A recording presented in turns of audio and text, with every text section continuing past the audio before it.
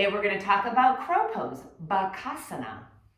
I've got a couple of pearls of wisdom here in this little video, so if you don't have a couple of minutes to watch the whole thing and you're working on your crow pose or you want to refine your crow pose, save it for later or even join my YouTube channel, Yoga Central Rocks. All the videos I record are on there. But crow pose is kind of like the gateway drug to arm balances. You get this feeling of flying and you just want to do more and more and more of it. And there's some good parts to that and bad parts. The good is that it's pretty attainable. It's a pose that's pretty easily attainable. The bad to that is that it's attainable with terrible form, honestly.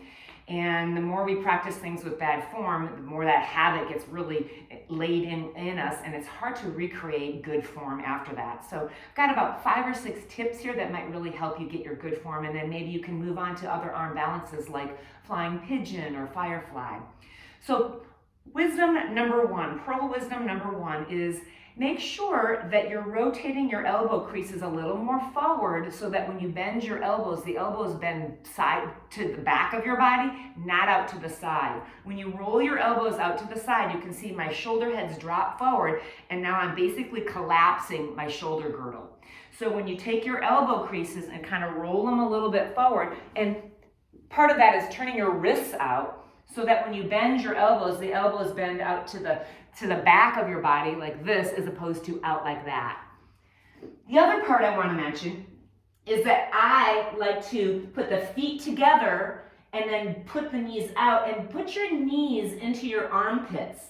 So crow pose can be done where you're holding your arms, your legs up against the sides of your arms. It's just simply a lot harder, I think. So if you lift your butt, see how high my butt is? And I'm just gonna figure out where I place my hands. The wrists are turned out so those elbow creases can point forward. And then I stuff my knees into the armpits. Why so high up under the arms? Because then when you tip forward, when the elbows start to bend, you have a little shelf that you can start to put your knees on, and then you're holding here. The third little pearl of wisdom is extend your spine so that you're looking forward. And then you want to take a little tuck in your belly so that you feel that your energy is lifting up as opposed to leaning down into the wrists. I really recommend when you're new to this is taking a pillow and placing it in front of your face, because that way, if it just in your peripheral vision, you see that you have a soft landing to land on, and if you have to go down, you're going to land on your pillow. And then finally, the other thing I want to talk about is the breaks. 10 breaks. Each finger pad is a break. So when you're on your hands, stuff those knees into your armpits, look forward to extend your spine. When the elbows bend, they point backwards.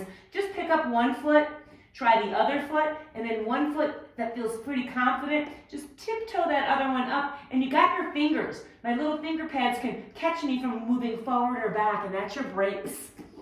It takes a little practice. Just trying it over and over. But if you catch yourself letting your elbows slide out, hug them back in. If you see that your wrists are turned in, turn them out. If you see that you're tucking your chin, extend your spine, get a little lift. Think plank pose where you tuck your tail a little bit. And then finally, have that pillow so you can catch yourself with your breaks, your 10 fingerprints. And then go flying.